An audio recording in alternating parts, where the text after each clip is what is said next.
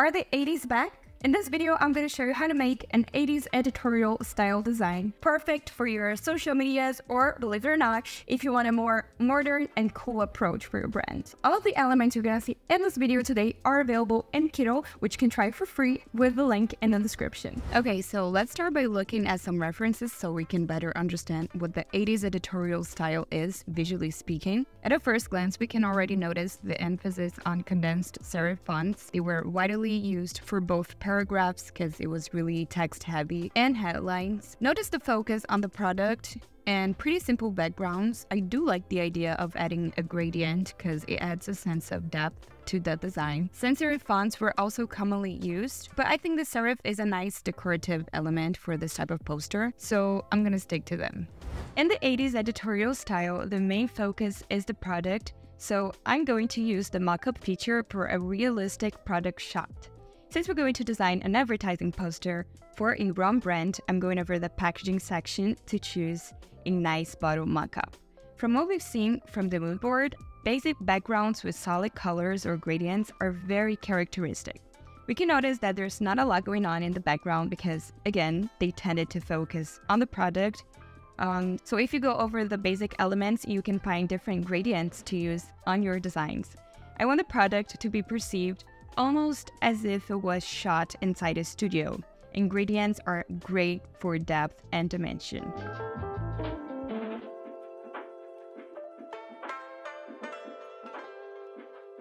So let's remove the background real quick, and I'm using the crop tool to remove these unnecessary gaps and corners around the product, just so I have more control over the object when I'm designing.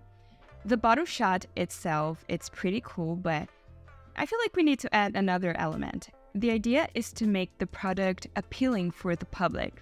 So I'm adding a nice cocktail image, and we'll basically do the same thing I did with the bottle, remove the background and crop the corners. Now this part will make a whole difference. It's time for shadows. Although we do have the object shadow feature already, I'm going to use the circle shadow you can find in the basic elements section and place it under the product. This gives a more realistic and professional look to the design.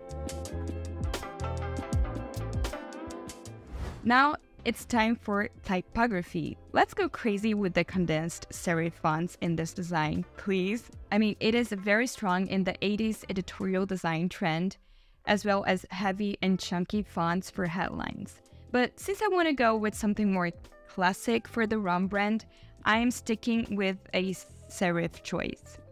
I'm choosing France's Super Soft, which is one of my favorite serif fonts, not only from Kittl, but just ever. It's my go-to serif. I adore it. I think it's playful and nostalgic, so we're going with that. And also, I'm decreasing the kerning, which is the space between the letters, so it's more condensed.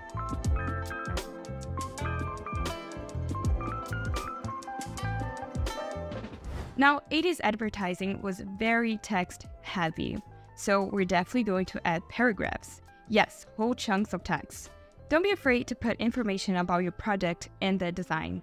The layout may be basic, but the extraness is in the text. Also, don't be afraid to use irony and comedy in your copy. Honestly, those two resources are very welcome in this type of design style. And since the design is heavy on text, a good headline is really important to attract the audience to the advertisement. So that's how I ended up with a text placement.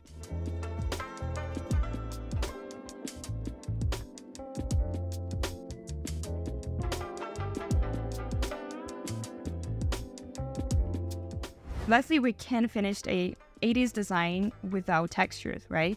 I recommend using paper or grainy textures, or I don't know, both. The texture library is really diverse, so you can easily find a retro texture that will fit your design. We need the vintage texture vibe for the 80s design, right? So here's the completed 80s poster design done in Kittl. Go ahead and give it a try yourself. Don't forget to like this video and subscribe to your channel so you don't miss any upcoming design tips and tutorials like this. Feel free to leave your thoughts down below on the 80s editorial style. I love to hear more about that. Thanks for watching. I'll see you in the next video. Bye!